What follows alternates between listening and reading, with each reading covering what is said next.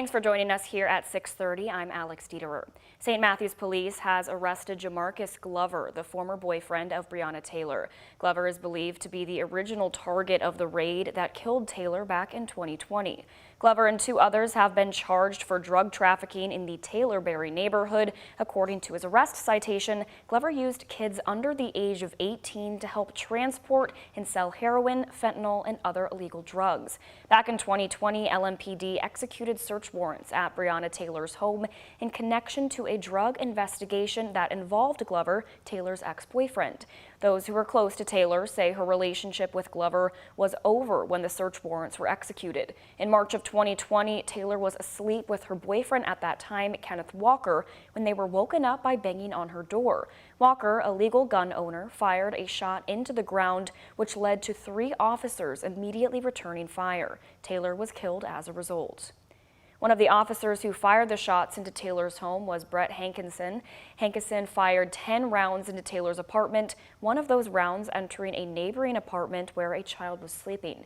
Hankinson is now facing federal charges in connection with his involvement. The trial was supposed to play out in August. However, it was pushed back to later this month due to the amount of evidence in the case. Hankinson's new court date is October 30th.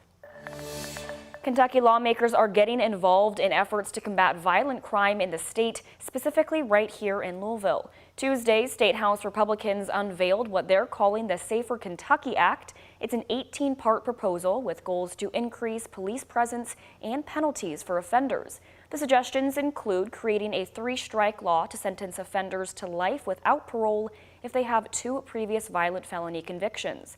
The proposal would also establish a Kentucky State Police post in Jefferson County and require parents to attend juvenile court hearings. Primary sponsor Representative Jared Bowman says the proposal is necessary.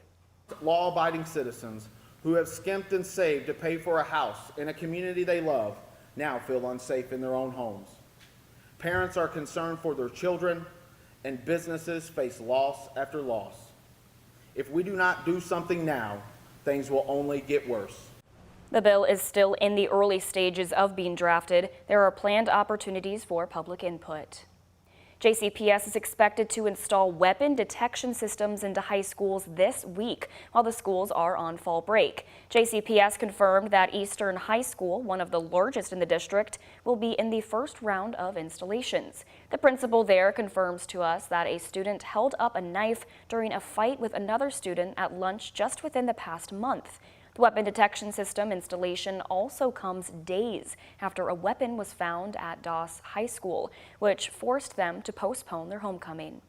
Guns, knives, all that. It really scares me because my children leave me, and I know they good when they leave, but I worry about them coming home with all the violence that's going on in JCPS. The units from Evolve Technology will be used to catch concealed weapons like guns as students walk into school each morning. JCPS leaders say they'll first install units in high schools and then move to middle schools next school year. A new lawsuit has been filed in Lexington over Senate Bill 150. The lawsuit filed in Fayette County Circuit Court is against the Fayette County Board of Education and Attorney General Daniel Cameron. The lawsuit alleges the new law around bathroom access, pronoun use, and classroom speech violates students' rights. The plaintiffs are families of 5 trans and non-binary Lexington students who also say the law constitutes as sex discrimination. It's the first challenge to the education provisions of Senate Bill 150. Another lawsuit is challenging the section of the bill which bans gender-affirming care in the state. Starting today, federal student loan payments pick back up for many borrowers. It's been 3 years since student loan payments were paused to provide some relief during the pandemic. Back in June, the U.S. Supreme Court struck down President Biden's plan to forgive up to $20,000 in federal student loans for more than 40 million borrowers. Interest on those loans started accruing in September. Even after Biden's plan was struck down, the administration continued to push what it believes were its benefits. Also, but the Republicans snatched away the hope that they were given, and it's real. Would give back to the economy, right? Or be able to buy a home, or able to do things that actually build back the economy. White House has since created a new income-driven student loan repayment plan. According to the Department of Education, monthly payments could be as little as $0. Payments will be based off your income and the size of your family, and in as little as 10 years, any remaining debt will be canceled. To apply, just head to the website right here on your screen.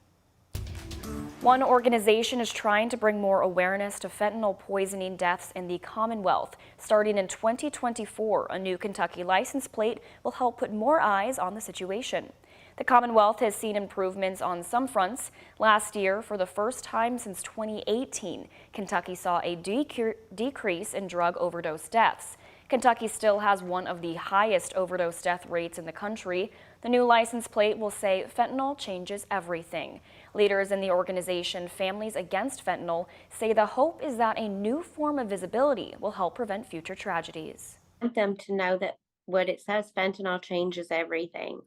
This is not about overdose and addiction anymore. Fentanyl poisoning is murder. It is not a choice. It is not an addiction. It is murder. Tonight on the Night Team, we're hearing from families who have been impacted by overdoses, how they're reacting to the new license plate, and what they hope it'll do to break the stigma surrounding overdose deaths. If you or someone you know is struggling with addiction, help is available. You can call the National Addiction Hotline at 1-800-662-4357 anytime to get connected with help. We also have a list of additional resources on our website, WHAS11.com.